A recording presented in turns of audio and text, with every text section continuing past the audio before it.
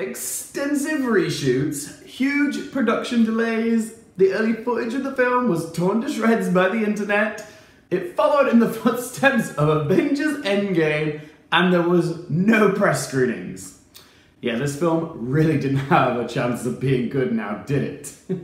I went into Dark Phoenix with extraordinarily low expectations, and yet somehow came out of it underwhelmed. Let's talk about it. It's funny, there's been 12 movies in the X-Men universe, and Dark Phoenix is the first one that I reviewed on my channel. For those of you that are wondering, yes, I am a fan of the X-Men movies. There are the ones which I love, and then there's the other ones where I'm like, God, I wish Professor X could erase this from my mind. I'm the Juggernaut, bitch! But now that Disney has bought the rights to the X-Men movies, Dark Phoenix is the last one given to us by Fox, and I'm unhappy to report that there's a final chapter in the X-Men movies, which is written and directed by Simon Kinsberg, doesn't rise like a phoenix, but more burns out with the most minuscule of flames. I found Dark Phoenix to be an extremely taxing and laborious watch, which is saying something considering it's a superhero film. There are some entertaining elements to it, but for a final film in a franchise that has spanned almost 20 years, this closing chapter just doesn't have anything to say, and there isn't really much justification for its existence. This film essentially is a do-over of the third X-Men movie, X-Men: The Last Stand, with the Dark Phoenix plot taking center stage. Sophie Turner plays the young version of Jean Grey, who is a telekinetic and telepathic mutant. After an encounter with an unimaginably powerful cosmic force, also known as a solar flare, also known as crappy CGI, she becomes even more powerful, prone to electrical face cracking and perfect floating ginger hair, so the kids at the school call her the Phoenix. But this also unlocks some secrets from her past involving Professor X and some barriers he put in her mind to stop her pain and angst and anger from reaching maximum levels and causing destruction to those around her. But those barriers come crashing down after this interaction with the solar flare, so she becomes this unstoppable force of nature. Jessica Chastain is in this as an alien. For the life of me, I can't remember her name. That's how memorable of a character she is.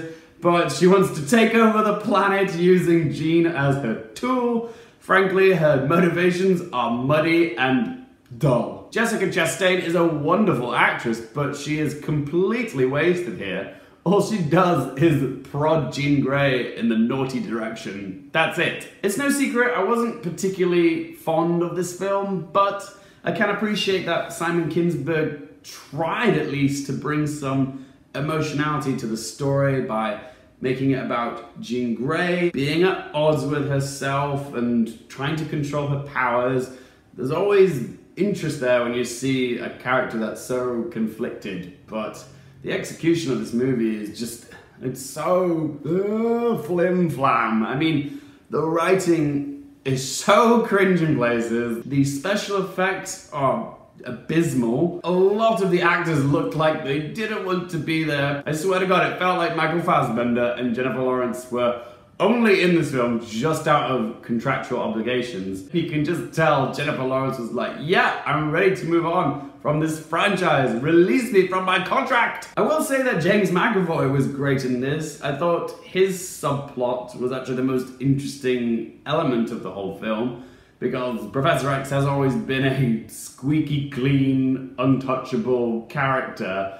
At least this film brings a few more dimensions to him, because he makes some questionable decisions about what he does with Jean Grey's mind when she was a kid, and yeah, he does make mistakes here, and that was more interesting. It brought more layers to Professor X. I also liked the score by Hans Zimmer. There was definitely a heroic and melodic feel to the music, which I thought worked very well. I enjoyed that, but That's really where the positives stop for me. If I'm being completely honest, the action scenes in this film were kind of meh. Like, there's an entire action scene which is dedicated to watching the mutants try to cross the street. For real. It's like, wow, exhilarating. And then the finale action scene, which takes place on a train, there were some fun bits to it, but it's illogical when you think about it, because why on earth would you put Magneto on a metal train? It's just dumb. And it also relies on the crutch of excessive CGI. CGI which is quite frankly shoddy by today's standards. There is drama in this film and there's supposed to be emotion, but I just felt it was very forced and also kind of hollow. There was no depth to it really, and I just felt numb watching this film. Right, so let's ask those 3 questions. Firstly, would I watch this again? The only reason I would watch this film again is if I was doing an X-Men movie marathon and I felt obliged to watch it. But no, I don't think I would watch this film again by itself. Question number 2, would I recommend it for you guys? Short answer, no. But if you are a fan of the X-Men films or the comics and you do want to see it and see how it ends, then sure. But my recommendation would be not to see it in the cinema. I'd say wait for it to go on Netflix or a streaming service.